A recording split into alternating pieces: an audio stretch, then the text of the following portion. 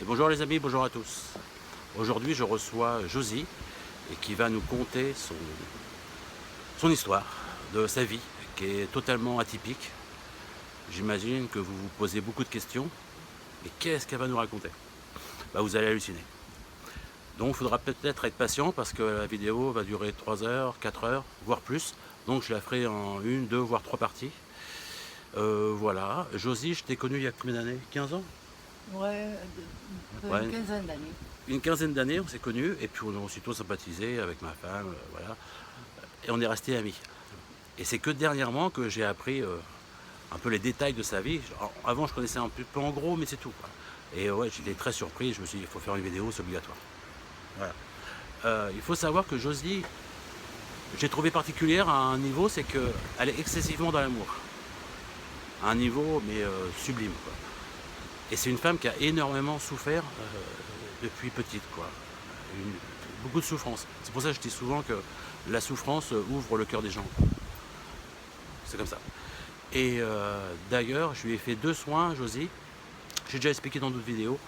Et quand un magnétiseur, parce qu'il y a un autre pote qui a fait un soin aussi, ça fait la même chose, Josie sort de son corps pendant le soin. Et ça marche super bien sur elle, quoi. Voilà. Donc cette faculté de sortir de son corps, est-ce que c'est lié à son état d'âme, d'amour? Je sais pas. C'était juste une petite observation. Voilà, je crois que j'ai tout dit, j'en dis pas plus, ça sert à rien, c'est son histoire. Et elle va vous la conter à partir de maintenant. Voilà, je me décale. Je t'avance choqué. Oui. Voilà. Excuse-moi. Ah. Et excusez pour le son, aujourd'hui il y a du vent, c'est la misère, il y a des cigales, des grillons. Ouais. On va faire au mieux, hein. Voilà. Bon allez, moi je me mets en face et puis on se parle l'un l'autre. Voilà. Alors, bonjour à tous. Hein? Bah ouais. Voilà, bonjour à tous. Euh, bon, voici mon histoire. Regarde-moi. J'ai mon histoire. Voilà. Voilà, j'ai mon histoire. Alors, j'étais très jeune à l'époque. J'avais 6 7 ans. J'étais au Liban, je vivais au Liban avec mes parents. Tes parents. Voilà. Je vivais une vie de petite fille, beaucoup espiègle, qui faisait beaucoup de bêtises. Voilà. Et des bêtises d'enfants, hein, c'est pas des grosses bêtises, Ouais. mais enfin des bêtises quand même. Que mon père, il en a eu marre un jour, voilà, et à force d'avoir fait tant de bêtises, il a décidé de m'envoyer chez son frère en France. Il me propose À Marseille. à Marseille. Il vivait à Marseille, son frère. Donc il me dit, tu veux aller faire un peu des vacances chez ton oncle? J'ai dit oui, j'ai accepté, voilà. Alors je pars en vacances, tout ça. J'avais 13 ans, j'étais pas encore réglée, rien de tout. Voilà, au bout de 3 mois, je suis restée. J'ai bien aimé. Je parlais pas le français, pas un mot français. Voilà, maintenant je parle, mais des fois je dis des bêtises aussi, hein, Ouais, c'est c'est pas pas. grave. Voilà. Et donc j'avais 13 ans et à 13 ans, j'ai pas compris que mon père a décidé de m'abandonner à son frère. Il a fait tous les papiers à son frère pour ma tutelle et tout. Et à l'âge qu'ils ont attendu que j'ai mes premières règles, à 14 ans et demi, ils ont décidé de me marier à leur fils. Voilà. Qui était mon cousin germain. Ah ok, d'accord. Voilà. Et qui avait des années, beaucoup plus que moi, plus que 15 ans, hein. D'accord. Il avait de plus que moi. Donc mariage forcé. Mariage forcé, je ne voulais pas, bien sûr, je ne voulais pas, j'avais 14 ans et demi, je ne comprenais rien, je dis non, je ne peux pas me marier, rien de tout. Malheureusement, un jour, il m'a violée. Voilà, j'avais 14 ans et demi, il m'a violée. Vous étiez marié ou pas? Non, pas Non. encore, je ne voulais pas le De toute mariage. façon, tu pouvais pas te marier à 14 ans et demi en France. Non, non, Ah oui. mais non, mais mes parents, ils ont trafiqué les papiers. Mon oncle et tout. Ils Tu m'ont connais mis. pas ta vraie date de naissance? Ma vraie date, si, le 8, le 8 mai, voilà, en 51. Mais ils ont rajouté 2 ans de plus Officiellement. pour que je puisse justement voyager toute seule sur le D'accord. bateau, qui m'a envoyé sur le bateau. Il y avait des amis à lui, mais bon, j'étais seule quand même. J'avais 13 ans et demi quoi. Ouais. 13 ans et demi. Et donc à 15 ans et demi, le papier, ils étaient à 15 ans et demi quand je suis arrivée en France, au lieu de 13 ans et demi. Voilà. 13 ans ou 15 ans, je ne me rappelle plus bien la date, voilà, bref. Et donc, un jour, il me viole pour que justement, que j'accepte le mariage, parce que j'arrivais de là-bas, je comprenais rien, j'étais petite, pour moi, le sexe, il fallait faire attention. Une fois que tu as été violée, tu n'es plus bonne à rien, tu es jetée, quoi, tu es Au reniée. Liban, c'est ça. Au Liban, c'était ça, à l'époque, hein, Ouais. voilà. Donc, quand il m'a violée, j'avais personne à qui parler. Mes parents n'étaient pas là, pas trop de contact à l'époque, pas de téléphone.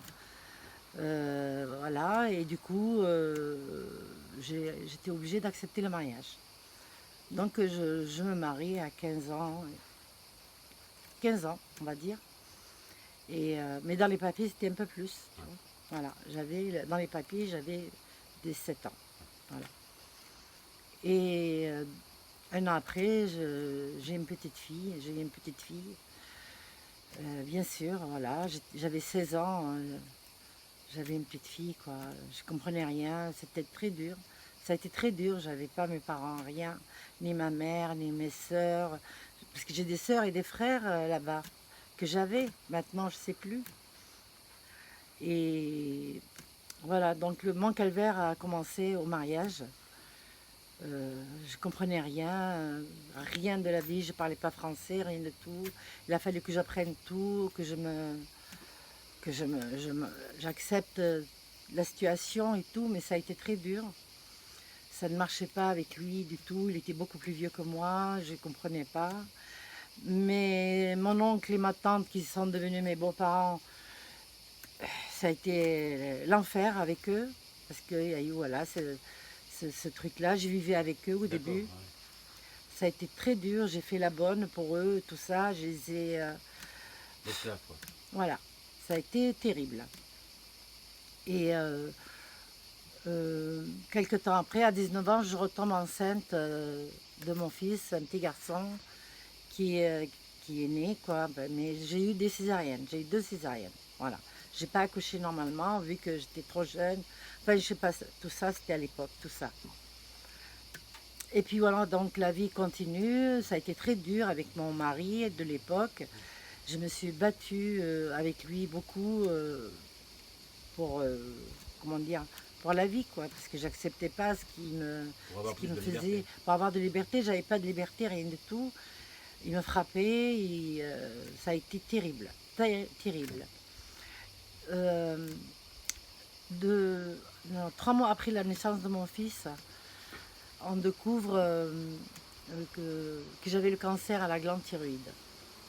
Là, mon calvaire commence. Donc j'avais 19 ans. 19 ans et quelques mois, enfin bref. Et donc voilà, traitement. D'abord, examen, traitement, ça durait à l'époque, c'était très long, des mois et des mois, hospitalisation. Et là, on décide de m'opérer, de m'enlever le cancer que j'avais à la thyroïde. Donc on m'opère une première fois, ça a marché. 6 mois après, il fallait recommencer l'opération. Donc on m'ouvre à nouveau et là, on me dit clairement qu'il n'y a pas possibilité de guérison à l'époque, guérison, je sais plus, à l'époque. Donc traitement, pas traitement, hospitalisé beaucoup, mes enfants enterrés un coup à droite, un coup à gauche. Et donc avec mon mari de l'époque, il m'a rendu folle, quoi, tout ça. Après m'être sortie un petit peu de tout ça, j'ai décidé de me séparer de mon mari. Malheureusement, il ne voulait pas. Malheureusement, c'était un enfer pour moi. C'était pas possible pour moi. Alors, je ne savais pas comment, j'avais pas de famille. Mes parents, ils n'étaient pas là, ni mes frères, ni mes sœurs.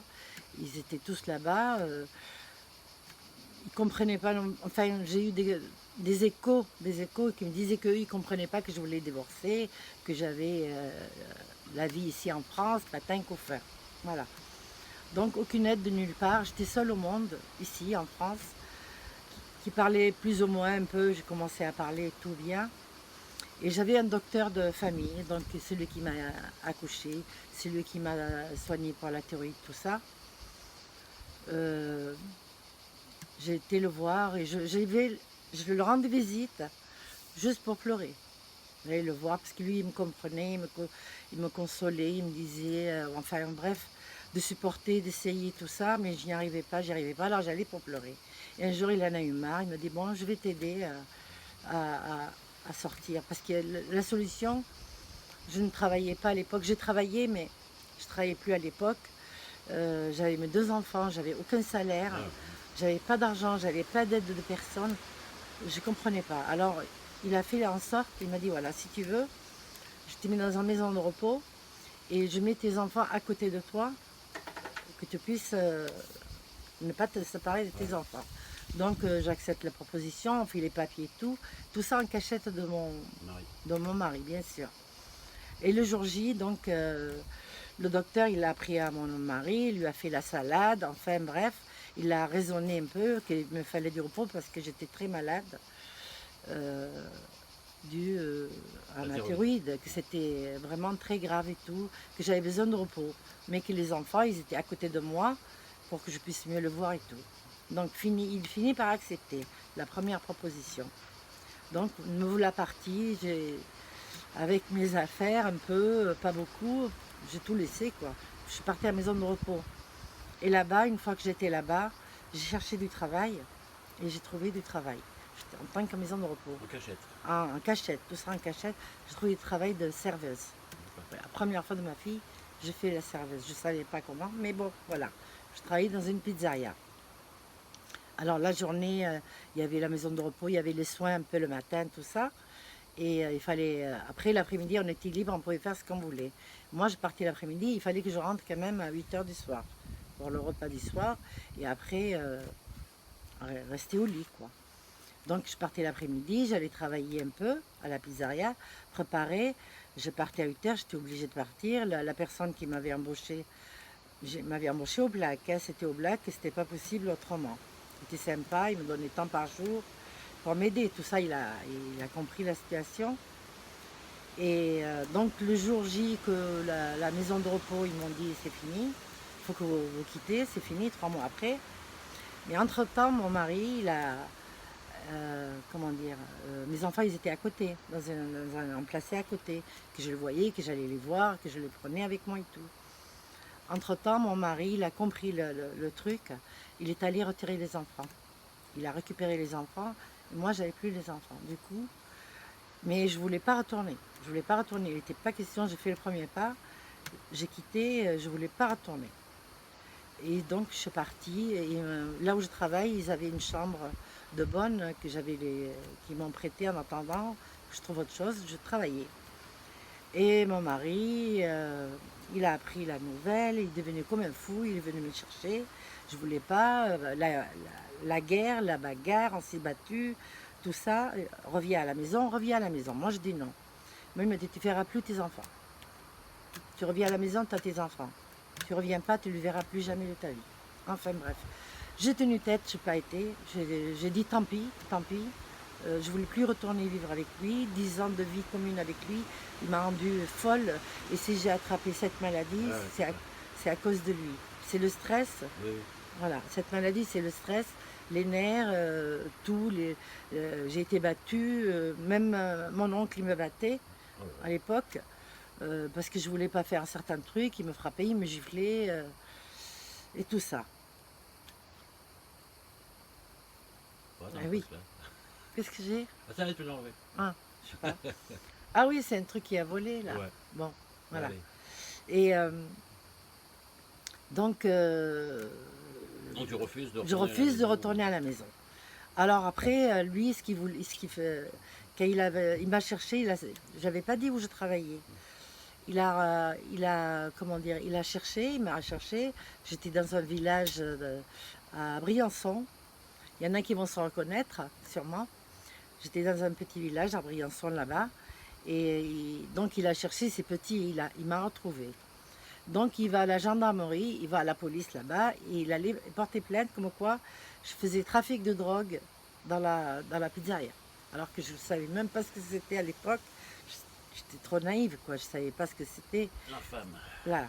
Et du coup, donc la police, ils venaient à la pizzeria. Ils ont fait des descentes. Ils ont fait plusieurs fois. Et c'était plus possible. La police, elle venait tous les jours pratiquement. Mon patron, il me disait, Josie, je dis, bah écoute, alors du coup, voilà, je partais. Je suis partie, j'ai quitté, parce qu'il ne me laissait pas travailler tranquille. Il voulait que je retourne avec lui. Je dis, non, je ne retourne pas, je ne retourne pas, je ne retourne pas. Donc voilà, je cherche un autre travail. Je trouve un travail, femme de ménage, à Briançon, chez le sous-préfet, là-bas, à l'époque. Je faisais les ménages, j'ai gardé ses 2 enfants et ménage dans sa maison. Mais ça a été très dur. Je me s'étais pas fait traiter parce qu'il fallait que je me fasse traiter à l'époque. Et je me suis laissée un peu Allez. aller vu le traitement, vu qu'il m'énervait, vu que tout ça, pour trouver un docteur, c'était pas facile. Voilà que le service, il a été, je ne sais pas comment faire à l'hôpital, où j'ai été opérée, où le chirurgien m'avait opéré, spécialiste, tout ça. Et ils ont envoyé le service, comment on appelle ça, c'était comme si j'étais recherchée sanitairement ou je sais pas quoi. Je ne me rappelle plus à l'époque comment ça s'appelait. Pour te retrouver, pour te Pour soigner. me retrouver, pour me soigner. D'accord. Voilà. Ils m'ont retrouvée, donc ils m'amènent directement à l'hôpital de Marseille, à l'hôpital Centre Paoli Calmette, anti-cancer là-bas. Donc j'y vais, je fais un séjour de 2 mois là-bas. Voilà. 2 mois parce que ils m'ont donné un traitement que je pouvais voir personne. Eux, ils rentraient avec la combinaison. C'est de l'iode radioactif. Voilà. Qu'ils m'ont donné pour enrayer la maladie, le cancer. Quoi. Voilà. Et donc, je continuais les traitements, tout ça. Et lui, il venait m'emmerder à l'hôpital, mon ex-mari, pour me ramener à la maison, m'emmener à l'hôpital. Non, je refuse, je refuse. Est-ce que vous étiez divorcé? Non, pas encore. Il refusait le divorce. D'accord. Il refusait le divorce. Et moi, il fallait un avocat. Moi, j'avais pas d'argent. J'avais rien. Je suis partie une main devant, une main derrière. Il a tout gardé, l'argent, la maison et tout. Et j'avais pas d'argent pour aller voir un avocat pour pouvoir divorcer. Donc, il refusait catégoriquement. Et puis, là-bas, ils en ont eu marre à l'hôpital et tout. Mais on a trouvé un compromis que j'aille dans une autre maison de repos, un peu, comment te dire, dans la campagne complètement, où il n'y a pas le moyen de transport, rien. Il n'y a que les ambulances et les taxis qui vont. Donc, j'accepte d'aller là-bas pour qu'ils me fichent la paix. Au bout d'une semaine, ils m'enfermaient et tout. Là-bas, je devenais folle. Je dis, c'est pas possible, je ne pouvais pas rester. Au bout d'une semaine, je voulais partir. Ils ne voulaient pas me laisser partir. J'ai signé tous les décharges. Puis je suis partie en stop. J'ai fait des stops. Je suis partie, je suis retournée à Briançon. Lui, il croyait que j'étais en maison de repos tranquille. Je suis partie à Briançon. En stop. Hein. J'ai réussi à arriver. J'ai retrouvé mes amis que j'avais fait là-bas. Et puis je retrouve un autre travail dans une pizzeria, toujours, mais pas la même. Mais bon, il m'a retrouvé, il est revenu, il m'a retrouvé. Et là, ça a été encore l'enfer, police, pas police. Et donc, je finis par partir. J'ai rencontré quelqu'un par le travail là-bas, enfin, j'ai servi quelqu'un. Et ce quelqu'un, il a vu que j'étais pas... Enfin, que j'étais dans la galère et tout. Et là, il me propose d'aller travailler à Grenoble. Mais le travail, voilà, c'était pas... C'était... comment... Bon, c'était la... Dans les clubs? Non, il n'existait pas le club en France. C'est dans une maison, pas une maison close, mais faire la prostitution dans la rue. Voilà. D'accord. Mais j'étais logée. Okay. Il y avait un logement. C'est spécial à Grenoble. Il y a les filles de Grenoble là-bas. Tu vois. Tout le monde, je pense, en entendait parler. Bah, pour moi. Et pourtant aussi, regarde sur Internet. Ah oui, non, je sais pas, voilà. je blague. Ah bon, d'accord. Et puis donc, j'étais jeune, j'ai accepté à une condition que le jour où je décide d'arrêter, voilà. Il me dit, ok, si tu es correct avec moi, je serai correct avec toi. Je dis, ok, il n'y a pas de problème de ce côté-là. Donc ça a duré l'histoire 2 ans. Ça a été très dur aussi, c'est pas facile. C'est pas facile du tout. Hein. Mais au bout de 2 ans, bon, voilà, j'en ai eu marre. J'ai pu trouver un avocat à ce moment-là pour pouvoir divorcer. Ah, t'avais de l'argent. J'ai eu de l'argent, j'ai pu envoyer des colis à mes enfants, enfin j'ai fait pas mal de choses avec l'argent que j'ai eu, Ouais. voilà. Et puis j'ai rencontré quelqu'un qu'on est tombé amoureux l'un de l'autre, tout ça, mais en dehors du travail que je faisais, ça n'avait rien à voir, voilà. Et donc j'ai décidé de tout quitter et partir avec cette personne qui avait, bon, j'avais 27 ans, il avait 17 ans. Ah oui, il avait 17 ans. Ouais, C'était le coup de foudre. et un coup de foudre, ouais, c'était un coup de foudre, voilà, Ok. tous les deux. Ça arrive, ça arrive. Bah, après j'ai eu des histoires avec sa mère, bien sûr, il avait 17 ans, Tu m'étonnes. voilà. Mais bon, on a Alors, tenu voilà, le coup. embrouille. Embrouille, bien sûr, embrouille. Mais on a tenu le coup tous les deux, on était amoureux et on a vécu 10 ans ensemble quand même. 10 ans. 10 ans, voilà. Enfin bref, donc je contacte la personne avec qui j'ai travaillé, quoi, qui m'a mis Le proxénète. le proxénète, si tu veux, voilà, c'est un nom. Mais pour travailler là-bas, il a fallu que j'achète la chambre. Mais la chambre, il fallait que quand je vais partir, il fallait que je la vende. Et pour la vendre, comme j'étais mariée, il a fallu l'autorisation. Oh là. Ça a été un enfer. Ça a été un enfer. Il a fallu que je le menace vraiment, parce que c'était des mecs Eh oui. pas commodes. Il a fallu que je menace vraiment que s'il ne voulait pas signer, parce qu'il refusait la signature. Il refusait de signer la vente de cette chambre. Il fallait que je la vende à quelqu'un d'autre pour que je puisse m'en défaire. Elle était à mon nom. J'ai payé les impôts, tout là-dessus, tu vois. Et puis, il a fallu que moi, en 10 fois, on est revenu en 10 fois, le notaire, il n'en pouvait plus pour qu'il puisse signer. Voilà. Il a finalement signé au bout d'un certain temps. Et puis, je me suis défaite de tout ça. Et mon ex-mari, entre-temps, il rencontre quelqu'un, il se marie. Non, il ne se marie pas, il vit avec elle. On a divorcé, et lui, il s'est marié. Tant mieux pour lui, je voulais m'en séparer. Malheureusement, il me poursuivait tout le temps pour mes enfants. Il me les cachait, je ne pouvais pas les voir. Ça a été l'enfer. Et un jour, voilà, j'ai eu marre, ça faisait 1 an que je n'avais pas vu mes enfants. Je me démerde à trouver, j'étais toujours à Grenoble encore, avant que je me fasse tout ça. Je trouve mon fils, je ne trouve pas ma fille à l'école de Aix-en-Provence. Je loue une voiture et je descends à Aix. Je vois l'heure de midi, tu vois, l'école, et je vois mon fils qui mangeait à la cantine, je l'ai vu entre les deux. Il me voit, il m'attrape, maman, maman, maman. Et moi, j'ai supplié la maîtresse qu'elle me le donne entre midi et 2. Elle ne voulait pas me le donner, c'est son père.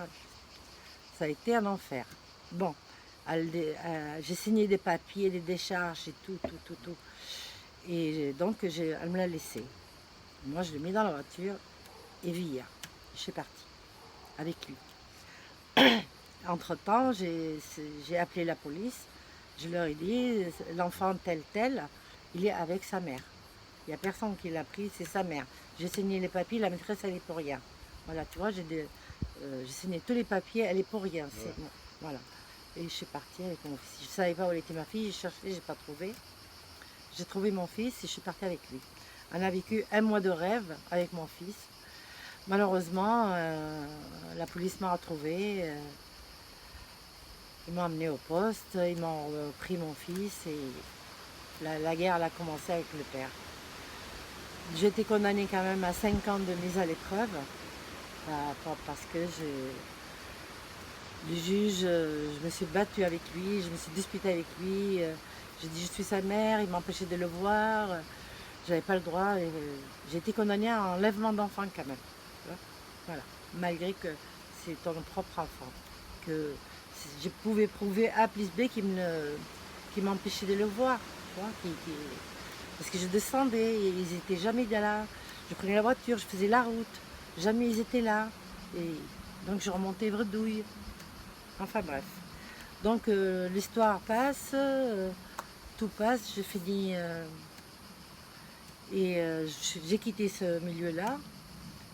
Il a été très très correct la personne. vu que j'ai été correcte, et personne n'a jamais su qui c'était, ni j'ai jamais dit quoi que ce soit, il m'a laissé tranquille. C'était un homme un peu de parole, quoi, voilà. Comme moi j'étais femme de parole, il a été homme de parole.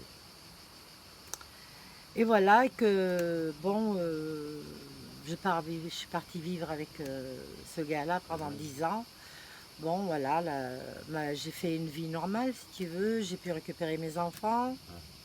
Voilà, ils étaient avec moi et tout. Puis bon, voilà, comme la vie, le garçon avec qui j'étais, il buvait beaucoup. Il est devenu alcoolique.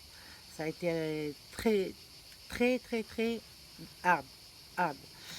Après, quand il buvait, il ne savait pas ce qu'il faisait. Il me frappait et tout. Au bout de 10 ans, on s'est séparés, bien sûr. Il est parti, il a trouvé quelqu'un, une jeune, il a fait un enfant. Il voulait des enfants. Moi, je ne pouvais plus lui donner. Moi, j'avais 2 enfants, j'ai des césariennes, je ne peux plus lui donner. Donc, il est allé faire un enfant à une autre. Et puis voilà, bon, ça n'a pas été facile non plus.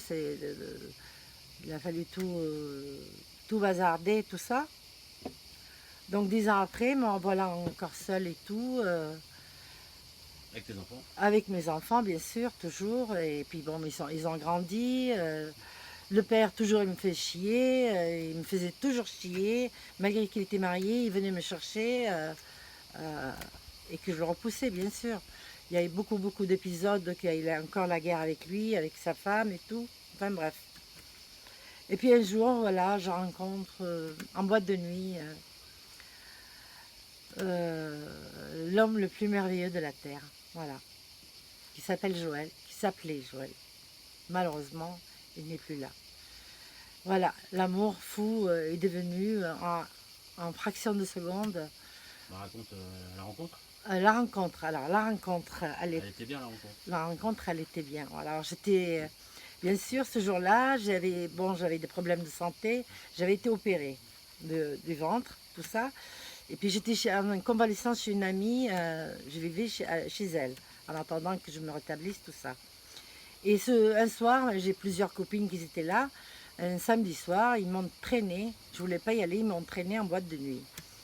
En boîte de nuit, c'était à la Roque d'Enterron, dans le 13, quoi, vers Aix-en-Provence, là-bas, le Roque d'Enterron, qui s'appelait le Cristal. Je me rappellerai toute ma vie. Hein. Et puis,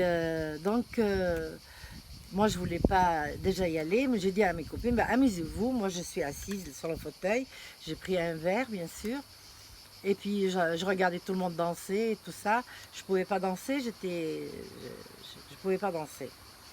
Et puis donc il y a eu un défilé, j'étais jeune, hein, j'avais 36 ans, 35 ans, 36 ans, j'étais jeune, encore un peu potable, mieux que maintenant, hein, voilà. C'est sûr, t'as le double. Hein? T'as le double. J'ai le double, voilà. T'as le double. J'ai le double. Ouais, voilà, 36, c'est vrai, j'ai le double. Et puis donc, il y a eu un défilé d'hommes qui venaient m'inviter. Je disais non, non, non, merci, non, non. Ça a duré toute la soirée. Je disais non parce que j'avais pas envie, c'était pas mon but et je voulais pas, j'étais. Et puis voilà, j'étais en train de regarder tout le monde et puis tout le monde dansait. Il y avait une petite lumière, mais la lumière forte, elle était au bar.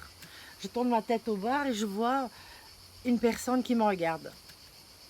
Ça m'a fait tilt dans mon cœur. J'ai tourné ma tête, j'ai dit non, non. Et puis donc, j'avais vu que ses yeux dans la lumière, tu vois. Et puis tu vois, j'étais comme ça et le bar était là. Je voyais dans mon coin d'œil quelqu'un qui avançait. Je savais que c'était lui. Alors, je dis bon, je vais dire non, comme j'ai dit non à tout le monde, quoi. Tout le monde m'invitait à danser, je disais non, non, merci, non, merci. Voilà, je dis je vais dire non, je vais dire non, je vais dire non. Et puis il vient en face de moi, il me fait je sais pas danser, mais je peux vous offrir un verre. Au lieu de dire non, je dis oui pour le verre. Et puis voilà, l'histoire a commencé là. Et donc il va chercher un verre, il s'assoit à côté de moi avec son verre, et puis on se met à discuter, à discuter, à discuter. Le temps passait, les heures passaient, et on ne voyait pas d'heure. Mes copines, elles venaient me dire alors, qu'est-ce que tu fais? Tu viens danser? Je disais non, non, j'étais avec lui. Tout le monde, mes copines le regardaient un peu de travers. Ils ont vu que. Il était comment? Alors, c'était un homme très musclé, Il ressemble un peu de musclore, un peu, voilà, plein de muscles, un blond aux yeux bleus comme j'aime, et très musclé, très beau, bronzé et tout. Et moi j'ai dit c'est un catcheur quoi. En fait dans ma tête j'ai dit Ouais. comme un catcheur. Il ressemblait à un catcheur. Et effectivement, on discutait tout ça. Je dis qu'est-ce que tu fais comme travail? Il me fait que je suis catcheur. Et demain d'ailleurs je monte à Paris parce que demain soir ou après-demain j'ai un match ou un combat. Si tu veux, tu viens avec moi à Paris. Je dis non, non, non. Mais bon, il a insisté. On était tous les deux, tu vois, on était vraiment amoureux, j'ai senti. Et lui aussi. Je dis non, je peux pas, je peux pas. Puis après, mes copines, elles viennent, me disent non, pas question que tu montes avec lui à Paris, mais qu'est-ce que tu fais? Évite les plans de galère encore. Voilà. Mais bon, j'ai écouté mes copines pour une fois, mais lui, il était malheureux, j'étais malheureuse hein, quand il fallait le moment de se séparer. Mais avant, il y a eu une musique de Gainsbourg et on s'est mis à danser le slow tous les deux. Et là, on s'est mis à s'embrasser comme des malades. Alors là, ça a été l'extase, quoi, tu vois, quand tu es amoureux. Mais on était amoureux, vraiment, vraiment. Alors après, voilà, le moment de partir, je dis donne-moi ton numéro de téléphone. Il me dit non, je voyage beaucoup, je n'ai pas de numéro. Il n'y avait pas de portable à l'époque, Ouais. on n'avait que les fixes. Alors je donne mon numéro de fixe. Il me fait oh, c'est encore un numéro bidon. Je suis sûre que. Je dis non, bah, tu verras bien. Si je te donne un numéro bidon, ça veut dire que je ne t'aime pas, enfin que je t'aime pas à toi. Et tu verras bien qui te répond. Voilà, on s'en va, on s'embrasse, au revoir, au revoir, au revoir. Il part un mois, ça. Et il est parti un mois à peu près. Voilà. Au bout d'un mois, non mais la veille, le lendemain, avant qu'il parte, il m'appelle. Il appelle le numéro. Ah, ok. Voilà, il appelle je réponds. Ah, il me dit 7 heures, je dis ouais, tu vois, je te donnais le bon numéro. Il me fait ok. Il me fait dans 3 semaines, un mois, je suis là. Je dis d'accord. Il me fait si tu seras encore libre. Je ne sais pas, tu verras. Appelle quand tu seras là et on verra. Et moi, voilà, donc il est parti. Et moi, j'étais déjà amoureuse folle.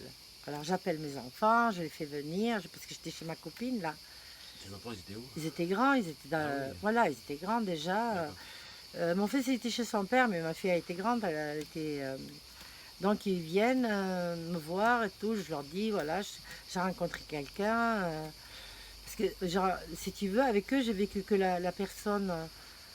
Patrick, quoi, c'était Patrick, le jeune, qui avait 10 ans de moins que moi. Il n'y avait que lui. Et le deuxième, c'était Joël, tu vois.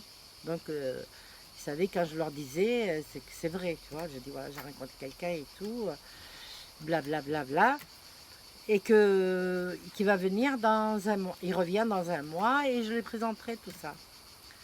Ils me disent d'accord, mais enfin, ils me croient sans croire, parce qu'il est parti, pourquoi il n'est pas resté, ils ne savaient pas. Donc bref, un mois après, le téléphone sonne, c'était lui. Il me dit, allô, c'est Joël, c'est qui? Je dis, c'est Josie. Alors il me fait, t'es libre? Je dis oui. Il me fait, on se voit de suite. Je dis, si tu veux, ok. Alors il me fait, on se donne rendez-vous, moi je voulais pas. Je dis bon, si je l'ai vu en boîte de nuit et tout, je voulais pas. Je dis on se donne rendez-vous sur la place, le Roc d'Enterron, la Roc d'Enterron, à la place où il y a, devant l'église. Voilà. Donc à telle heure devant l'église, moi je me gare un peu loin et puis j'attends un peu loin, tu vois, pour voir qui arrive. C'est jamais, hein, parce que c'était la nuit, c'est jamais. Et puis je le vois arriver, qui descend de voiture. Waouh! Mon cœur, il a fait boum. Je suis partie de suite le devant, quoi. Voilà. Et donc, c'était le 5 mai. Un 5 mai. Alors, lui, son anniversaire, c'était le 2 mai, Comme moi. comme toi. On s'est rencontrés le 5 mai. Mon anniversaire, c'était le 8 mai. Alors, donc, le 5 mai, on se retrouve. Pareil que le premier jour, sinon plus. Et puis donc, je l'amène à la maison. Là, je l'amène à la maison chez ma copine. Elle a accepté que je le présente et tout. Donc, elle l'avait vu déjà en boîte, mais voilà. Donc là, bien sûr, c'était autre chose qu'en boîte. C'était vraiment quelqu'un d'extra. très cultivé, classe, magnifique, tu vois. Mieux, je ne peux pas trouver. Et puis donc, ce jour-là, on prépare, me dit on va préparer, on va faire ton anniversaire, donc on prépare, on va faire les achats et tout. Il me dit je m'occupe de tout. Bon, ok. Parce que moi je travaillais mais j'étais en maladie, comme j'étais opérée, j'étais en maladie. Je travaillais, j'étais normale, j'étais pas en manque d'argent, rien, je payais mon loyer, tout cool, tu vois. Et puis il me dit non, c'est moi qui offre, c'est moi qui offre. Ok, alors on va faire les achats, tout. Il a pris les trucs les plus chers. Je dis, mais non, t'as pas besoin. Mais tu vois, il y a tes enfants qui viennent. Je dis, oui, il y a mes enfants qui viennent, c'est sûr. Et la dame, ma copine, elle avait son fils, un grand-fils, tout ça. Donc, on fait les achats, tout ça. Puis il me dit, bon, Parle plus fort. comment? Parle plus fort. Je parle plus fort? Je sais pas parler plus fort. Ouais. Bon. Il me dit, on va aller faire un cadeau à ta copine, parce qu'elle te reçoit et tout, parce qu'on fait le repas chez elle. Et donc on va aller dans une boutique de fleurs. Il lui prend un bouquet de fleurs merveilleux, merveilleux, merveilleux. Et puis tout au plus cher, quoi. J'ai dit, je me posais des questions, je dis mais... Et t'avais pas dit ce qu'il faisait dans la vie? Ah non, rien. Il me dit qu'il était catcheur, qu'il faisait des combats de catch, quoi, qu'il gagnait sa vie comme ça. Je l'ai cru parce qu'il avait la corpulence pour vraiment, hein, vraiment. Ok, ok. Et puis donc il va le soir venu, on fait le 8, hein, le 8 c'est le 8. On fait le repas et tout. Le soir venu, je présente à mes enfants et tout. Mes enfants ils tombent amoureux de lui, tous les deux, ma fille et mon fils. Et puis donc voilà, le repas s'achève et tout, et je ramène mes enfants là où ils étaient, là où ils devaient être. Et au lieu de retourner chez ma copine, j'y vais à mon appart. Parce que j'avais laissé mon appart, j'étais chez ma copine. Donc on va chez mon appart tous les deux. Je monte mon appart, je suis super appart. Et chez moi, dans le congèle, j'ai plein de truffes, parce que je travaille dans une auberge. Oui, voilà. Et j'avais des truffes et j'avais plein de bouteilles de champagne. Voilà, nous voilà donc faire des trucs et puis on passe la nuit ensemble. Et voilà, donc cette nuit-là, et c'est là qu'il me raconte un peu sa vie qu'il était, pardon, j'ai l'œil qui tremble, qu'il était marié, enfin qu'il est marié, qu'il est séparé quoi. Qu'il avait une petite fille et qu'il est séparé, tout ça, et en fin de compte, il faisait pas de combat de catch, que c'était un braqueur. Braqueur de banque. Boum. Putain. On a passé la nuit à discuter, Ouais. bien sûr, de toutes sortes, de tout machin. Il m'a raconté comment ça se passait et tout. Il m'a dit, voilà, maintenant c'est à toi, ou on reste ensemble, ou tu n'acceptes pas. Voilà. Tu acceptes ou pas. Et je me suis posé 1000 questions, 1000 trucs dans ma tête et tout, mais j'étais amoureuse folle de lui déjà, tu vois. Alors j'ai accepté, bien sûr. Il me dit, mais notre vie ne sera jamais ne sera pas tranquille, Ouais. quoi. Je veux dire, il faut bouger, voilà. Je dis d'accord. Mes enfants, ils étaient grands. J'étais amoureuse. Voilà. Refaire, je restais là. Je dis, ok, je te suis. À l'aventure. À l'aventure. Totale. Complètement. Après, on déménage, parce que mon appartement était très petit. C'était à Aix-en-Provence. On déménage à Hyères. On va trouver un appartement super grand, tout ça. Donc, on part à Hyères, bord de mer, tout ça. Mais au bout de 3 mois, il a fallu partir. Parce que comment dire, il partait des fois le matin il avait un ami, il partait avec lui. Et il allait faire ce qu'il avait à faire. Des braquages. Des braquages. Comment, où, je ne savais pas.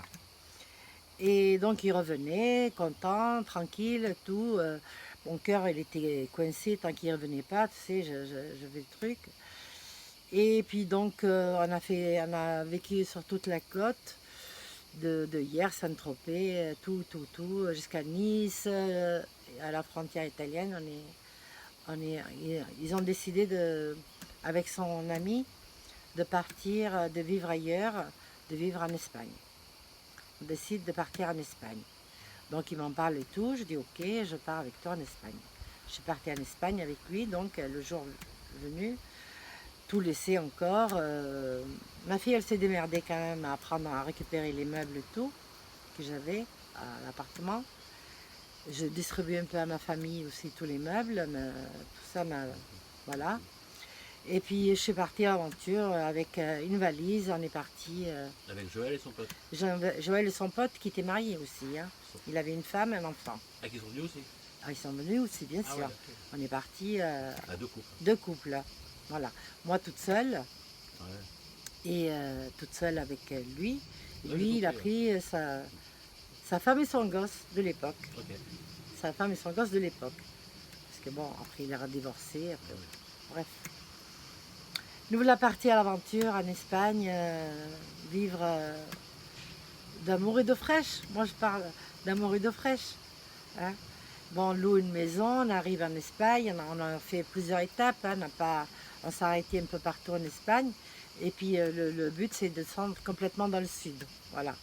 Au bout d'une semaine, on est complètement dans le sud. Et là, on trouve un super appart, on loue un appart. Là-bas, les appartements, ils sont tous loués meublés. Tu loues pas, tu sais. Alors donc, on trouve un super appart avec piscine et tout. Et on s'installe tous les deux. Et son pote, il trouve autre chose ailleurs. Il s'installe avec sa femme et son gosse. Et le voilà, donc... le premier mois, on était là, super et tout, le soleil, la mer, les plages, les restos, les boîtes, la Scala de Barcelone, la belle vie, quoi. La belle vie, voilà. Au bout de quelques mois, qu'on était là-bas, un jour on va manger dans un resto quartier, tu sais, le sud à côté de Malaga, Torremolinos, quartier français quoi. Il n'y avait que des Français. Ouais. Resto français, tout ça. Donc on réserve. Entre-temps, moi j'avais une copine en France qui était libre aussi, alors qu'elle est venue me rejoindre. Une amie, pas une copine, c'était une amie. C'était ma meilleure amie de l'époque. Comment? Tu lui as dit ce qu'il faisait comme job? Pas de suite, elle est venue. Et après, elle a vu. J'ai dit, j'avais pas. Lui, il voulait pas se cacher. Hein, il n'était pas question qu'il se cache. Il lui a dit, moi, je suis un braqueur de banque. Tu acceptes ou tu n'acceptes pas? Bien sûr qu'elle a accepté, mais on lui a présenté un ami, si tu veux, qui était pas. Enfin, c'est un ami, on va dire, un ami, et qui faisait pareil. Voilà. Un associé. Un associé. Un collègue. Un collègue. Un collègue de travail. Un collègue de boulot, c'est ça. Voilà, un collègue de travail. Et que elle sort avec lui. Du coup, voilà. Ils tombent amoureux l'un de l'autre. Et puis elle était libre. Donc elle est sortie avec lui. Donc on était trois groupes. On était trois couples. Hein. Et donc ce soir-là, tous les trois couples, on va manger au restaurant. On a réservé, restaurant français. Grandiose, hein, c'est pas des petits restos. Hein. Ouais, bah, j'imagine. Voilà, grandiose. Dès qu'on arrive, champagne, 2 bouteilles de champagne, on s'installe et puis on fait l'apéro, on ouvre le champagne et tout. Mais j'étais gênée, moi, je sais pas, ce jour-là, il y avait ma copine en face avec son mec. Moi, Joël, il était à ma droite. Et l'autre copain, il était en face à face avec... parce qu'il y avait deux... C'est important de dire ça? Oui, ouais, oui, parce qu'à ce moment-là, moi j'étais gênée, je regardais un peu partout, vu que notre vie, je regardais toujours... Je sentais qu'il allait avoir quelque chose. C'est sûr. Joël, il a toujours... il a une sacoche, toujours sacoche, où il y a tout son argent là-dedans et un calibre. Toujours, toujours. Sacoche noire, toujours, il l'a mis à ses pieds, machin. Ok, donc la sacoche était là, lui il était là, et je sentais que ça n'allait pas. Je regardais partout. Je vois 4 mecs. Je vois 4 mecs ensemble, tu vois, ils bougent, ils parlent, il y avait plein de monde. Hein. Le resto il était plein. Je vois 4 mecs, Un peu avec la barbe, machin et tout. Je sentais pas. Écoute-moi, écoute-moi. Les 4 mecs, ils arrivent 2 de chaque côté. Ils ont surtout pris les 3 mecs. Ils savaient qu'ils ont été chacun à côté d'un mec. Ils ont mis le calibre sur la tête. Dans le Ils ont restaurant. sorti. Et tout le monde s'est levé. C'était tous des flics Dans le resto. dans le resto. Oui, oui. Voilà. Moi, la première des choses, j'ai pris la sacoche. J'ai ramassé la sacoche. Il a dit, allez, tout le monde debout, tout le monde... moi, j'ai pris la sacoche, j'étais en retrait. L'Espagnol, il a dit, on prend que les mecs. Il a parlé, il a dit, on prend les mecs, on ne veut pas des femmes. L'Interpol, parce qu'il y avait Interpol. Voilà, Interpol, le français, il a dit, non, on prend les femmes. Donc, nous, on suivait. Ils ont pris les 3 mecs, plein de flics autour d'eux, et nous, on suivait derrière, ils ne nous contrôlaient même pas. Ils ne nous contrôlaient même pas. Écoute-moi, je te jure sur la tête de mes enfants que je meurs si je mens. J'avais la sacoche dans les mains. Je savais ce qu'il y avait dedans. Je voulais l'ouvrir. Mauvaise idée. Je voulais l'ouvrir et retirer Joël, tu vois. Retirer, ouais, je voulais l'ouvrir. Mais ça me chatouillait, ça me chatouillait, ça me chatouillait. J'ai pris la sacoche, on passe devant une poubelle. Ah ouais. J'ai pris la sacoche et j'ai jeté dans la poubelle. Je sais pas, mais voilà. Donc c'est passé comme ça, ils nous emmènent au poste. Heureusement que tu as fait ça. T'imagines? Je sais pas, tu vois, c'était une idée folle. Ouais, complet. Une idée folle. Et puis donc, nous là, dans le commissariat, c'était le soir, c'était tard. Il a dit, allez, tout le monde dort ici, quoi. C'était pas possible. On verra demain matin.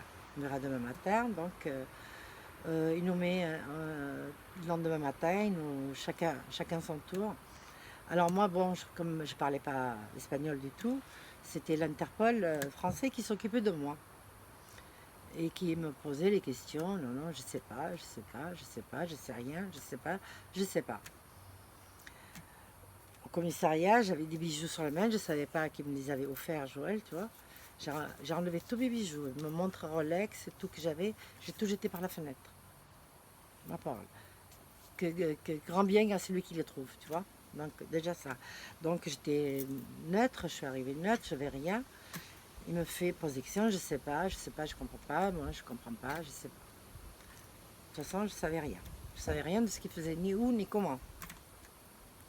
Et là, bon, l'Interpol, il y avait, tu sais, il y en avait un gentil et un méchant. Toujours. Toujours. Mais c'est incroyable, mais c'est vrai. On le voit dans les séries, tout C'est ça. la psychologie. Ouais.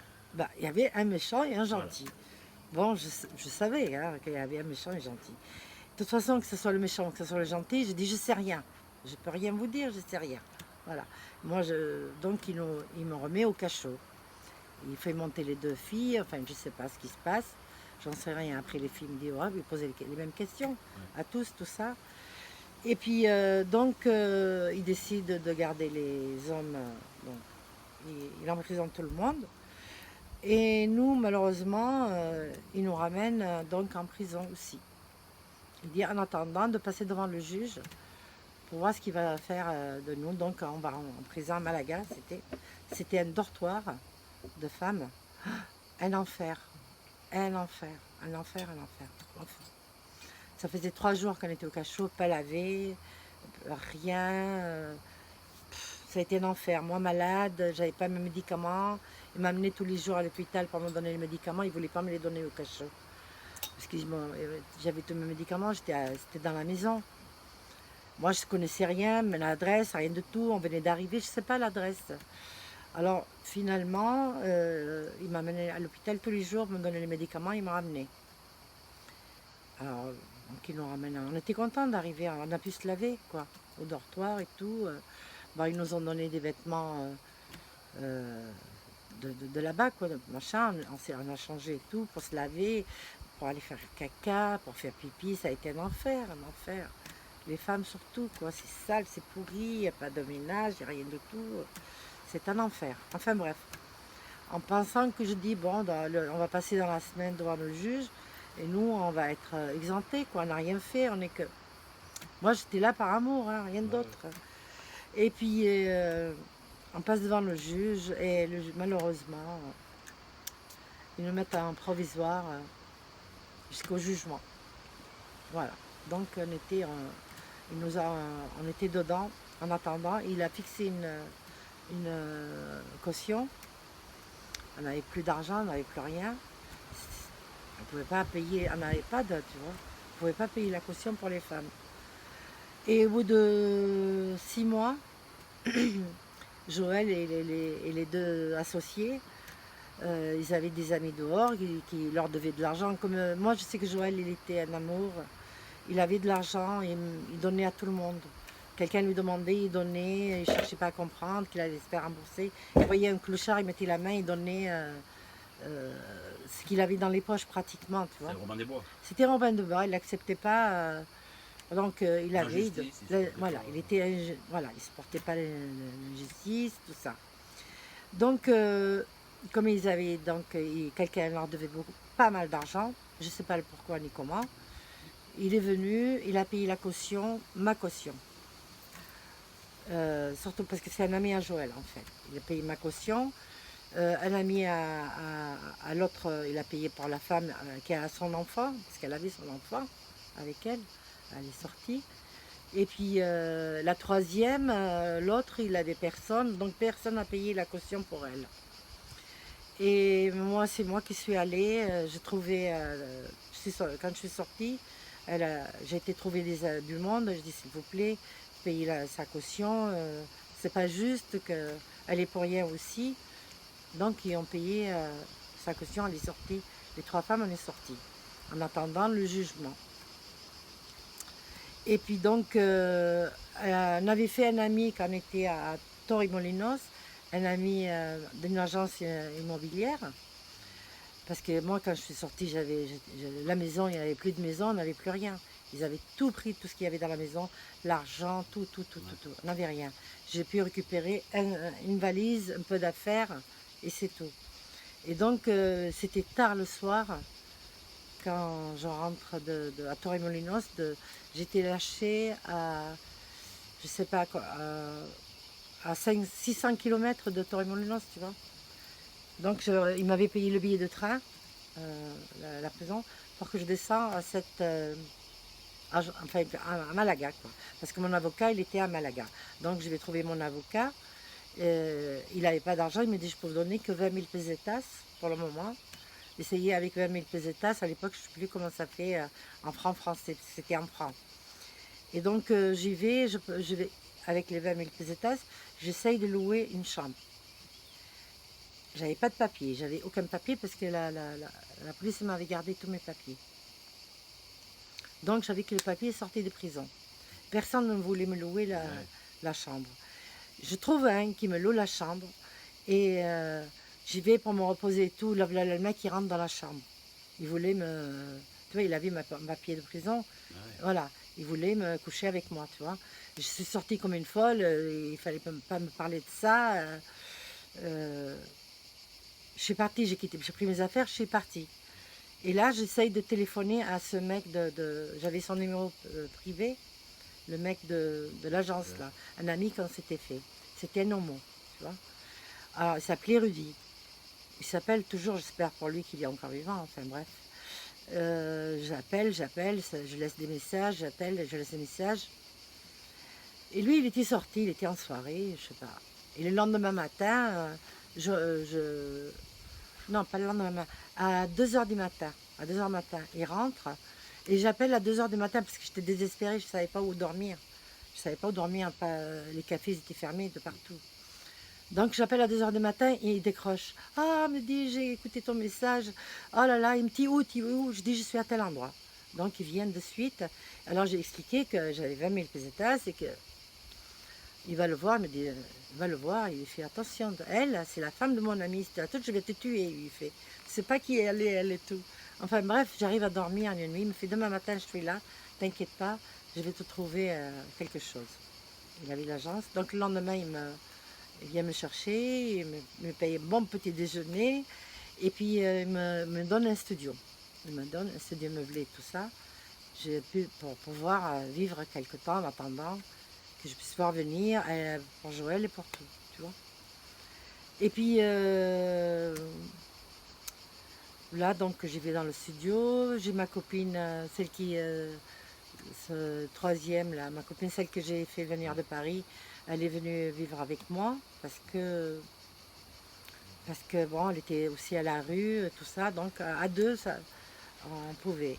Et moi, tous les soirs, j'allais voir mes amis, chez qui que je connaissais, quoi, qui me donnaient des trucs, qui me donnaient à manger, qui me donnaient un peu d'argent, tout ça, en attendant, parce qu'on était vraiment C'est qui tes amis, des gens du milieu, hein? des gens de milieu, bien sûr, des Ah ouais. amis, des gens de milieu. Ah, c'était que des gens du milieu. C'est que des gens de milieu, je connaissais personne d'autre. D'accord. Parce que quand on est arrivé, en 6 mois, j'ai vu que des gens de milieu, des braqueurs,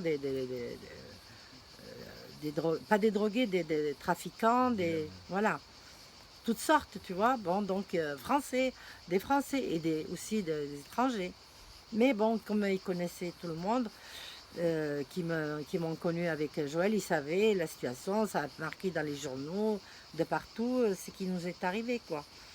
Tout le monde a essayé de m'aider un petit peu, et voilà. Et puis, donc, tous les soirs, je sortais, donc ils sortaient que les soirs, mes amis. Ils disaient, viens demain soir, nanana, on te donnera un petit peu tout ça. Et puis, eux, ils se droguaient, tu vois, ils prenaient de la coke tous les soirs, tous les soirs, tous les soirs, tous les soirs. Ils ont fini par me faire prendre.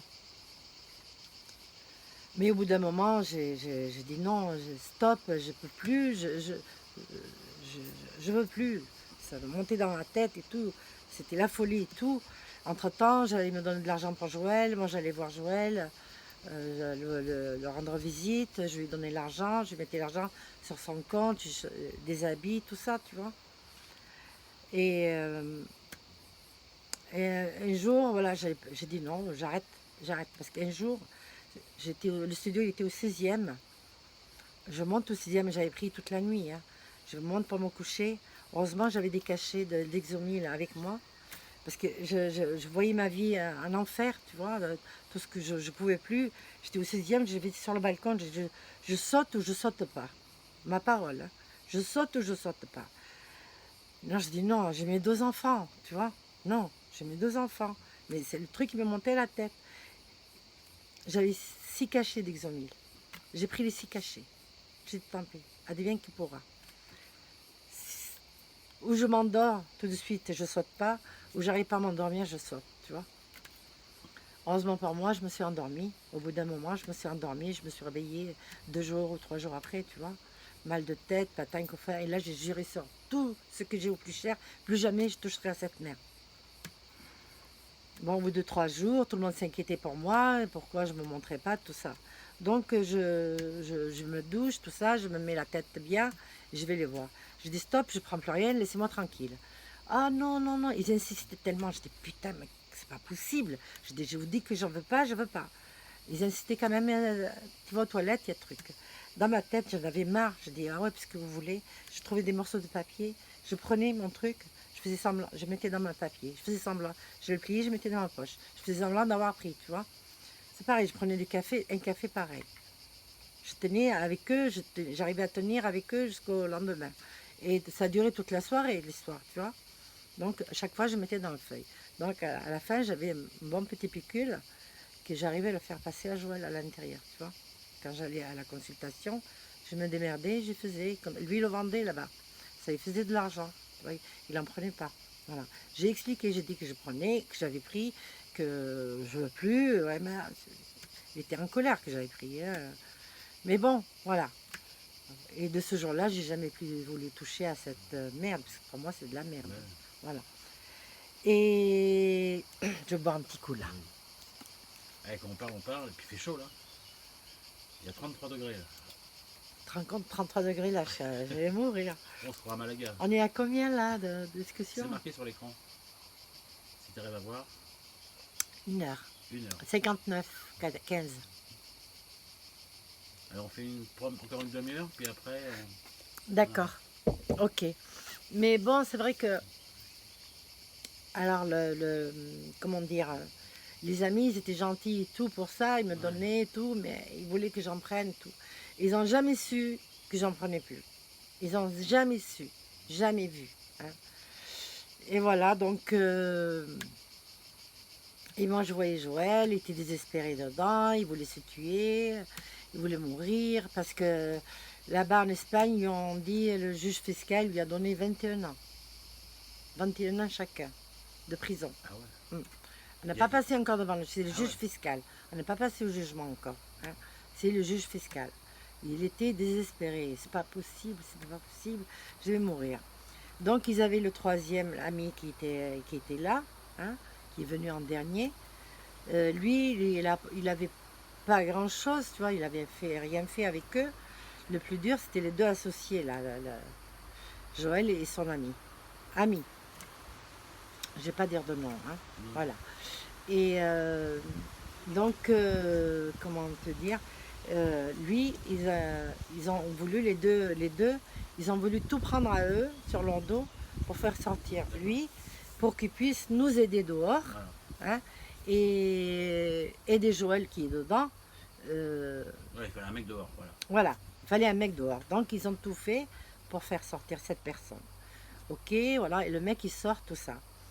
Il a promis à Joël de venir le chercher, qu'il allait le faire sortir par n'importe quel moyen, qu'il ne le laissait pas. Voilà. Ok. Donc il sort. Je le vois une fois. Je vais le chercher parce que c'est moi qui avais la voiture. Parce que mes amis, si tu veux, les amis de Joël qui étaient dehors, ils m'ont loué une voiture, tu vois, pour que je puisse bouger. Et tout ça. Donc j'ai été le chercher en voiture. Je l'ai amené avec sa copine, avec mon amie de l'époque. Donc je les amène, je les laisse mon studio pendant une semaine pour qu'ils se retrouvent. Ouais. Tu vois. Moi je suis partie dormir à l'hôtel. Que mes amis ils ont payé l'hôtel. Voilà. Donc voilà, l'hôtel. Donc je quitte le studio, t'inquiète pas, je vais t'aider, je vais vous aider, nanana. Ok. Et puis ils partent faire leur vie tous les deux. Ils vont louer un truc, je ne sais pas où. Il a des amis aussi. Moi, je reste dans mon studio. Donc, attendre qu'il vienne m'aider. 15 jours, un mois, 3 semaines, toujours rien. Et quand je vais voir mes amis, mais comment? On t'aide pas? Il t'aide pas? Comment? Ben non. Mais comment? On lui a donné ça pour toi. Comment? Ils ont donné des trucs pour qu'ils vendent et qu'ils me donnent l'argent. Mais non, rien. Un mois, rien. 2 mois, rien. Là, ils ont compris qu'il y a un blême. J'ai plus de nouvelles, je ne sais même pas où il habite, qu'il ne vient pas me voir, rien de tout. Moi, je vais voir Joël, je lui ai dit, il n'y a rien, il ne comprenait pas, lui non plus. Comment? Et du coup, bon, il y a un cahier de là-bas, il a dit, moi je le vois de temps en temps, je vais faire une confrontation avec toi qui t'a rien donné. Je dis, ben il m'a rien donné.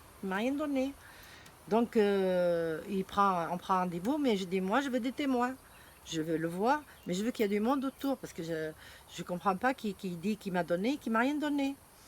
Donc on prend rendez-vous, on va au rendez-vous, je suis là. Il y avait le mec, il y avait deux, trois personnes qui étaient là, moi j'étais là. Et le mec il n'est jamais venu au rendez-vous. Voilà, ça a prouvé son malhonnête. Après il m'a dit on lui a donné pour 1 million pour voilà, tu vois. Je dis rien donné, rien du tout. Ouais, c'est pareil avec. Voilà, donc il a disparu de la circulation, lui et mon ami. D'accord, super. Voilà. Et donc je me retrouve seule, sans rien. Joël pareil, toutes les promesses qu'il avait fait, rien. Et puis moi je vais voir Joël, il était mal, moi j'étais mal. Pas de solution, j'avais pas d'argent, mes amis m'aidaient, mais c'était pas suffisant. Ils en ont marre, je comprends. Et ben voilà, je pars trouver du travail. Travail, qu'est-ce que tu veux faire étrangère et tout. On m'a trouvé, des amis m'ont trouvé une place dans un club. Voilà. Ah, du coup, tu retournes dans un club. Je retourne dans un club. Donc, prostitution. Prostitution. D'accord. Pas le choix. Je vais rien. J'ai pas d'argent. Aucun métier, je parle pas bien espagnol. Étrangère. Voilà. Donc je pars. Je le cache à Joël. Parce qu'il est contre complètement. Parce qu'au début, avant que je le fasse, je lui disais, je vais essayer là. Non. Il refusait catégoriquement que j'aille faire ça. Mais comment faire? C'est pas facile, rien n'est facile. J'étais seule au monde, quoi, en Espagne. Ok. Donc, Personne ne te juge. Voilà. Bon, écoute, on me juge, bah, tant pis, hein, qui me juge, c'est qu'ils n'ont rien compris à la vie. Hein. Moi, j'essaye de m'en sortir par tous les moyens que je pouvais. J'avais que ce moyen-là. J'avais un corps où il était à peu près potable. Je pouvais m'en servir, je m'en suis servi. Voilà, point, c'est tout. Et puis donc, je vais faire ça en cachette de Joël, bien sûr, et en cachette de son associé aussi, parce que lui, il était catégoriquement contre. Il voulait pas du tout que j'aille faire ça. Et sa femme non plus. Finalement, sa femme aussi, elle a été. Oh. Elle n'a pas le choix. Ah ouais. Elle n'a pas le choix, elle était à la rue aussi. Rien de tout, on n'avait rien, quoi. Ouais. Et puis, j'allais voir Joël, je pouvais aller voir Joël, donc j'avais un peu d'argent. On donnait quand même, on donnait la moitié de ce qu'on gagnait au club, quoi. Hein. D'accord. Voilà, on était obligés, hein. À chaque fois, ils étaient là, on ne pouvait pas faire autrement. Hein. Donc j'ai fait ça à un moment, je n'en pouvais plus aussi. Hein. Faut voir, hein, c'est pas facile, hein. Faut pas croire. Hein. Après, heureusement qu'on était en combine avec le barman qui faisait, parce qu'on avait beaucoup à boire et tu peux pas boire toute la nuit, quoi. Tu peux pas boire avec tout le monde. Alors on trichait, tu vois, on avait des bouteilles de tricher, quoi, qui mettaient du coca ou un truc comme ça. D'accord, pour moins boire. Voilà, pour moins boire, hein, bien sûr. Après, quand j'avais envie de boire un verre, je disais donne-moi un verre. Voilà, il comprenait. Ouais. Mais quand il dit je faisais le pouce, il me donnait de l'autre, tu vois. Parce que c'est pas possible. Enfin bref, voilà. Je vais voir Joël et Joël était très mal. Et là, il me dit je veux mourir. Je veux mourir. Il faut que tu me trouves du poison. Je veux mourir. Je dis non, c'est pas possible. C'est pas possible. Je vais mourir, c'est pas une vie, c'est pas possible, il n'y a pas moyen, ça avance pas. L'avocat qu'il avait, il avait un avocat d'office, tu vois, pour le moment encore. Hein, tu vois, il avait un avocat d'office. Il lui donnait pas beaucoup d'espoir. Il lui dit bon, j'allais le voir, il me fait il n'y a pas trop d'espoir, machin. Il a fait ça, il a fait ça. Ils n'ont jamais touché personne. Ils n'ont jamais frappé personne, hein, jamais. Que ce soit en France ou que ce soit hier, c'était les plus gentils qui pouvaient être avec les gens. Oh. Oh, mon Dieu. Ouais, avec les gens. Avec les gens qui braquaient. Qui braquaient. Voilà, jamais, jamais. Au contraire, il est calmé, ne vous inquiétez pas, ça va bien se passer. Je ne suis pas méchante, ne vous inquiétez pas. Enfin, il faisait son truc. Bon, ça sera arrivé un jour ou l'autre, par contre. Non. Avec tous les braqueurs, tu peux te dire, t'en as un qui arrive. Non. Enfin, je sais pas. Enfin bref, voilà, il ne l'aurait jamais fait. Je suis sûre de ça. Voilà. Et puis non, il me fait, c'est pas possible, je veux mourir, essaye de me rentrer de poison. Je dis non, mais c'est pas possible, je vais te rentrer de poison. Il me dit, oui, je veux mourir. On avait une fois par mois le vis-à-vis intime. Donc on avait une chambre, pendant 2 heures. Ah ouais. On faisait l'amour, bien sûr, tous les deux. C'était fait pour, en Espagne, c'était fait pour. Voilà. Mais donc, quand j'avais quelque chose, je lui rentrais. Mais le poison, je refusais de lui rentrer. Le poison, non, je peux pas. S'il te plaît, je vais mourir, ça va pas et tout. Et moi, je dis, comment je vais faire? Parce qu'il m'a harcelé avec ça, hein, il m'a harcelé. Et un jour, j'ai une amie, donc j'avais une amie, une amie française. Mon amie française, celle que j'ai été chez elle, là, à Marbella, tu vois, je me suis fait des amis là-bas. Des femmes des mecs comme ça, quoi, des braqueurs et des trafiquants. Tout. Maintenant, elle est seule, c'est fini. Elle vit seule, toute seule. Elle est toujours vivante. Toujours vivante, mais voilà, tranquille, la pauvre. Et donc, cette personne... celle que tu as été voir en Espagne? Oui. D'accord. Voilà. Alors, je comprends. J'ai gardé amitié. D'accord. Parce que... T'étais pour le je mariage? t'explique après. T'étais pour un mariage, non? Non, j'ai été pour un mariage là récemment, là. Voilà. Mais c'est pas elle. Mais c'est pas elle qui se marie, c'est son fils qui se marie. D'accord. Voilà. Okay. Je suis la marraine de son fils. D'accord. Mais je t'expliquerai après. Oui. Voilà. Donc. Il veut du poison, tout ça. Voilà, je vois, je parle avec elle et tout. Il me fait on va aller voir une voyante. Moi j'en connais une super. En Espagne, elles étaient super, les voyantes. Il m'a dit j'en connais une super. Tu vas la voir. Donc on va la voir et tout. Et cette femme, à peine je rentre, elle tremble. Je te jure, à peine que je rentre, elle tremble. Donc, elle me donne les cartes, je mélange les cartes et elle me fait tourner les cartes. Les 3 premières cartes, elle recule, elle se met à trembler, elle me fait j'arrête. Non. Je dis pourquoi? Et il me fait je vois la mort. Je vois la mort. Et moi, quand je suis rentrée, je pensais à Joël. Je pensais à Joël. Oui, oui. Il m'a dit je vois la mort. Il va mourir. Alors, je me suis mis à pleurer et tout. Je rentre pas le poison, je rentre pas le poison, tu vois. Et elle a arrêté de suite, elle ne voulait plus continuer à me faire les cartes. Elle me dit, écoutez, la prochaine fois, on va prendre rendez-vous une autre fois. J'ai capté tout ce que vous avez dans la tête. J'ai tout capté de votre tête. Vous prenez un verre ou 2 verres avant de venir. Vous embrouillez un peu l'esprit, vous venez me voir. J'ai dit d'accord. Donc du coup, je n'ai rien fait. Mais le fait est qu'elle m'a dit qu'elle voyait la mort. Je pensais à Joël qu'il allait mourir, quoi. Tu vois. Je dis non, non, non, je refusais catégoriquement. Je refusais. Donc j'allais le voir, je dis non, je t'emmène pas, je veux pas que tu meurs, patin, couffin. Et dans ma tête a trotté une idée. The idée. The idée, voilà. Je dis putain, il nous a abandonnés, tout le monde nous a abandonnés, tous les deux. Je comprends pas, moi je suis obligée de retourner faire ça, je voulais plus. C'est quoi cette vie de merde et tout. Alors je dis, alors l'idée que j'ai dit au départ, je dis ok, je prends le poison et on se tue tous les deux. Il m'a dit ok, voilà. Mais après, moi j'ai dit, tiens, on va mourir tous les deux pour rien, pour rien. C'est là l'idée qui m'est venue. Je dis ok, moi je vais faire quelque chose, toute seule, ma parole, toute seule.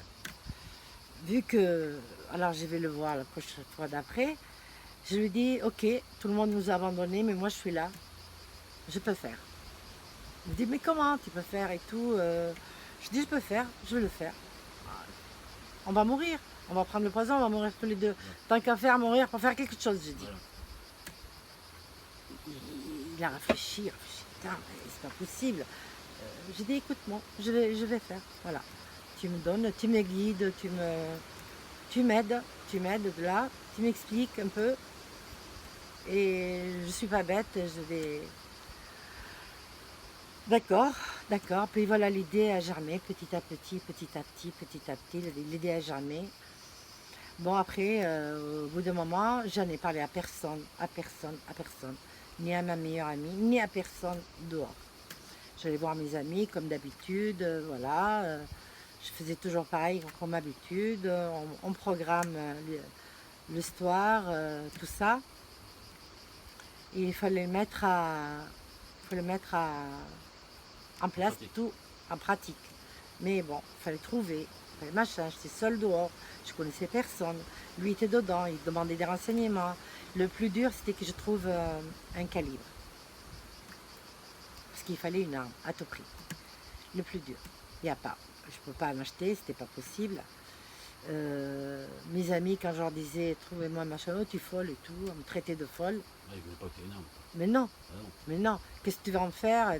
Qu'est-ce que tu vas en faire? Je dis, mais ça ne vous regarde pas. Non, non, pas question, tu es folle. Enfin bref. Lui, dedans, il trouvait pas des amis. Alors, il m'envoyait dans des ghettos à Madrid, tu sais, dans des ghettos de gitans, dans des ghettos de machins, des machins, des camés. J'ai rencontré des gens. J'allais à Madrid, j'allais au rendez-vous, tout. J'ai rencontré des camés qui se camaient avec l'opium et les machins. Des fois, j'avais peur. J'avais peur, je tombais, je dis, mais putain, ils vont me lyncher, ils vont me faire. Ouais. Rien, rien, il n'y a pas d'armes, pas d'armes, pas d'armes. C'était tout des pipeaux. Je donnais de l'argent pour rien. Je disais, mais c'est des bidons, je donnais l'argent, ils ne m'ont rien donné, c'était pas au rendez-vous. Enfin, quand j'allais le voir, impossible, impossible. Putain, j'ai mis des mois et des mois et des mois, quoi. Je n'ai pas trouvé. Et moi, je continue à travailler au club pour l'argent. Voilà, il fallait de l'argent, mais il fallait beaucoup d'argent. Je m'étais renseignée, tout ça, combien il fallait l'argent. Beaucoup d'argent pour 1 heure de location d'hélicoptère. Tout ça, alors on est 2, parce qu'une seule, il te donne un œuf. C'est avec l'œuf, 2 places. C'est pas possible, il me fallait 3 places. Ouais. Alors donc, je dis, on était 2. Parce que ton projet, tu l'as pas dit, mais dis-le. Non, ah oui, Ah oui. le projet, il faut que je dise le projet. Ah oui. D'accord, le projet c'était d'aller louer un hélicoptère et aller chercher Joël dans le patio. Donc il te fallait un flingue pour Il me fallait un flingue pour braquer le pilote. le pilote, Voilà. le pilote de l'hélicoptère. Et aller à la prison. À rentrer à la prison de Madrid, Ouais. dans l'aéroport de Madrid. Non, aller à l'aéroport de Madrid, Braquer. braquer l'hélicoptère, aller à la prison de Madrid, là-bas, à côté, et à 60 km, et prendre Joël, et après je donne je donne tout, il s'occupe de tout. Une fois que j'ai Joël dans l'hélicoptère, Ouais. lui il s'occupe de tout C'est après. ça, lui. Joël, Ah, Joël, voilà. Joël, voilà, tu vois. D'accord. Donc c'était ça mon idée. Voilà, mon idée. Écoute, si un mec peut le faire, pourquoi je ne le ferais pas? Voilà. Voilà, je Allez, suis vas-y. capable, j'ai un cerveau, j'ai un machin. Ouais, vas-y. D'accord. Et puis donc, je continue à faire ça, je téléphone, je donne mon vrai nom pour réserver l'hélicoptère. Je dis, on est deux copines, maîtresses d'école françaises, on vient faire un reportage pour l'école, pour faire blablabla. D'accord, on prend rendez-vous, ça fait tant, vous allez arriver à telle heure, à tel endroit, blabla. On prend rendez-vous et tout, ok. Mais voilà, donc je vais d'abord, quand la date s'approche plus ou moins avant, bien avant, je vais faire reconnaître les lieux parce que faut que j'entre à l'aéroport de Madrid avec un flingue quand même. Eh oui. Voilà, comment faire? Comment faire? Alors je fais des tours et j'ai tourné, à pied, j'ai posé la voiture loin, je faisais à pied tout le long de l'aéroport, j'essayais. Et j'ai trouvé, le faille que je trouvais, il y avait un pan de grillage, tu sais. Et en bas, un petit peu, il était défait. Alors je dis pourquoi pas avec une pince, clac, clac, clac, clac, et passer par là. J'ai essayé, j'ai réussi. Voilà. Enfin, j'ai réussi à rentrer dans, voilà, le jour J, quoi. Mais le temps que je n'ai toujours pas trouvé d'armes, je n'ai toujours pas trouvé de calibre, c'est pas facile, personne ne voulait m'en donner. Et tout le monde se posait la question, et pourquoi, et pourquoi? J'ai pas dit pourquoi, parce que je voulais. Plus le monde ils savent, quelqu'un le sait, ça rate. Ouais. Ça rate d'une bouche à oreille, c'est fini. Et ça, je l'ai appris par eux. Hein. Et donc, un jour au club, j'étais au club un soir, je vois entrer un mec, un ami de France, que je connaissais, qu'on connaissait, qu'on a connu en France. Du milieu. De milieu, bien sûr. Il rentre, il me voit là, c'est pas possible. Bah, vu que Joël, c'était contre. Ouais. Il savait que les braqueurs, ils n'aiment pas que leur femme aille faire ça. Hein. Et je dis, il me fait, je dis, il est en prison. Ah, et qu'est-ce que tu fais? Je dis, j'ai rien, ils nous ont tout pris, tout ça. Il me fait, ok, alors j'y vais au bar, je m'assois avec lui au bar, je bouge pas, hein, je regarde personne, je reste avec lui, je le respecte, tu vois. Et lui aussi, il m'a respecté, parce qu'il est vu rentrer pour, Ouais. pour une nana. Hein. Donc on y reste tous les deux, il me fait, de quoi tu as besoin? J'ai dit, une âme. Il me regarde, d'accord. Et combien tu veux d'argent? Je dis, beaucoup d'argent. Il me fait, d'accord, demain tu as ça. Il me connaît, c'est le mec qui me fait, si tu me demandes ça, pour ton mari, je sais ce que ça veut dire. Il ne sait pas ce que j'allais faire. Ouais. Il m'a dit, je ne veux pas savoir ce que tu fais, mais demain, à telle heure, donne-moi on prend une adresse, quoi. On se rejoint et je te donne ce que tu as besoin. Ouah, j'ai dit, tu me sauves. Ok, le lendemain, à l'heure au rendez-vous, il me donne ça, il me montre un peu. Je dis, t'inquiète pas, je sais faire. Il me fait ok, il me donne dans une sacoche de l'argent et le calibre. Et il s'en va. Il me dit bonne chance. Okay. Moi, je mets ça dans le coffre de ma voiture. Je n'avais pas le choix, je ne pouvais pas le mettre ailleurs. Alors je mets dans le coffre de la voiture, bien en cash, tu vois. Et puis je vais voir Joël, je dis j'ai tout ce qu'il faut. J'ai tout ce qu'il faut. Je vais voir Joël et je dis j'ai tout ce qu'il faut. Comment je lui explique qui il était venu et qui. Je dis voilà, j'ai besoin et il a accepté. Ah, Donc Joël a appris que tu étais au club alors. ah oui, mais Il a appris bien avant. Ah, j'ai oublié cet épisode-là. Il a appris bien avant par la femme de son associé, parce qu'il était avec son associé en prison. Oui, mais sa femme était au club aussi. Elle était au club, mais elle lui avait dit, D'accord. voilà, il lui avait pas dit pour moi au début, parce que et après elle lui a dit, ça, ça lui a échappé, et son associé lui a dit à Joël. Donc il m'a explosé. On s'est quitté pendant 15 jours, il voulait plus me voir. Voilà, j'ai oublié cet épisode. Alors j'ai dit, mais je pouvais pas faire autrement, j'avais besoin et tout. Pendant 15 jours, il voulait pas. Il voulait, c'est fini, je retourne en France, je veux plus te voir.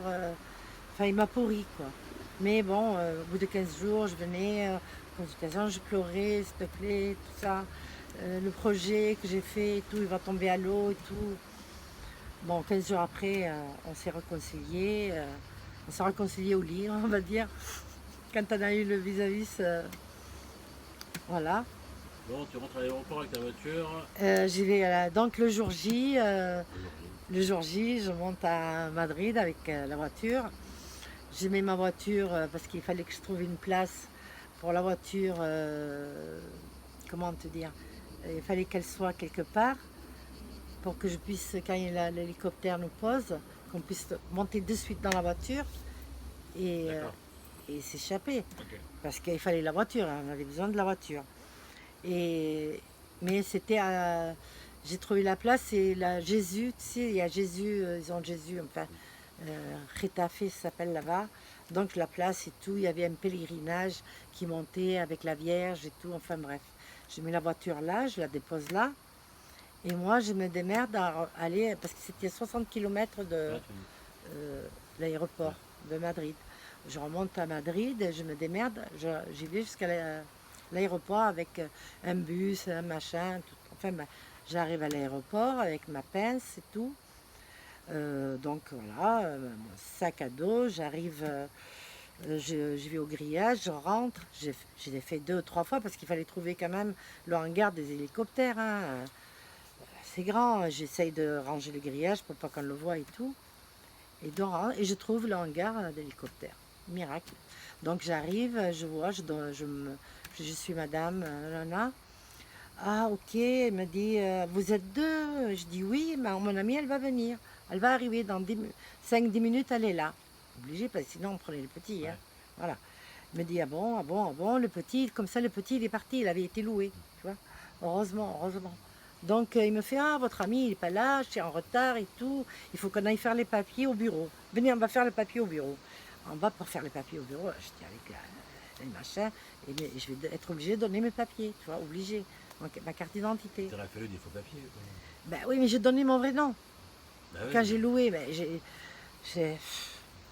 dis, voilà. Bon, Bref, passons. et passons. Et qu'est-ce que j'étais? Tu vas au Alors bureau. donc, on va pour aller au bureau, il regarde l'heure, on était très en retard. Il me fait, oh là là, on est très en retard. Venez, on va vite tous les deux. On va le faire tous les deux, votre ami n'est pas là. Donc on décolle tous les deux. Merci bon, il me dit, on fera les papiers après. Je dis, oh, d'accord, ok, pas de souci. Il me sauve. Donc j'avais mon calibre quand même dans le dos, derrière. J'avais un jean très serré, j'avais mis le calibre, un t-shirt très large.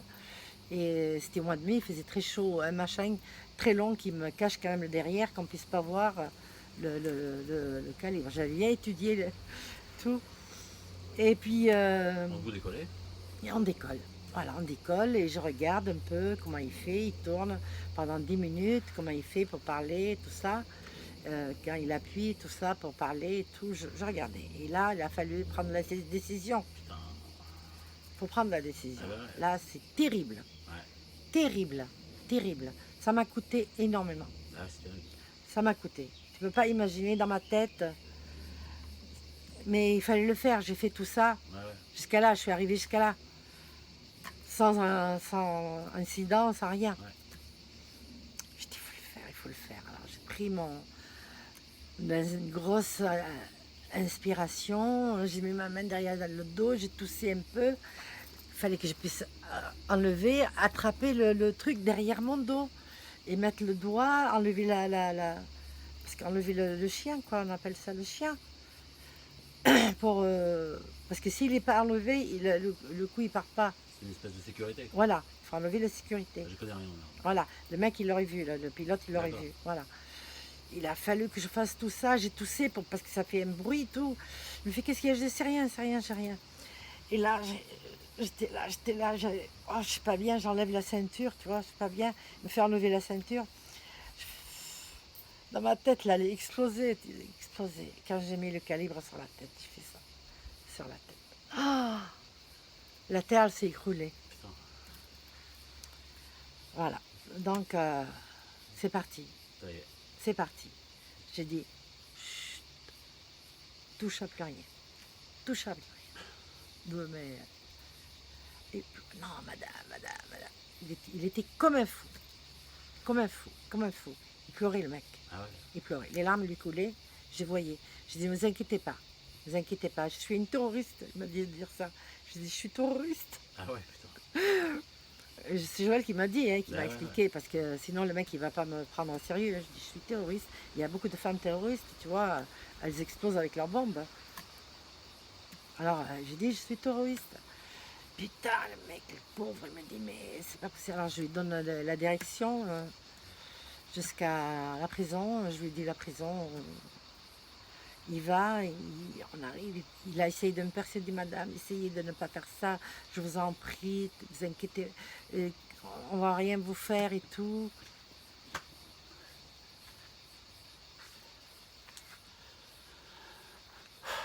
Franchement, la suite, elle me l'a raconté il y a longtemps et je ne sais plus ce qui se passe. Je te jure, me le dis pas. Non. Et pour garder le suspense, je crois qu'on va s'arrêter là. Ça fait 1h30. Hein. Oui, oui, On fait une petite pause, on va boire un coup, un petit café, je sais pas, et on reprend. Voilà, c'est pas mal. c'est pas mal. Eh bien, quelle aventure. Allez, à tout à l'heure. Tout à l'heure.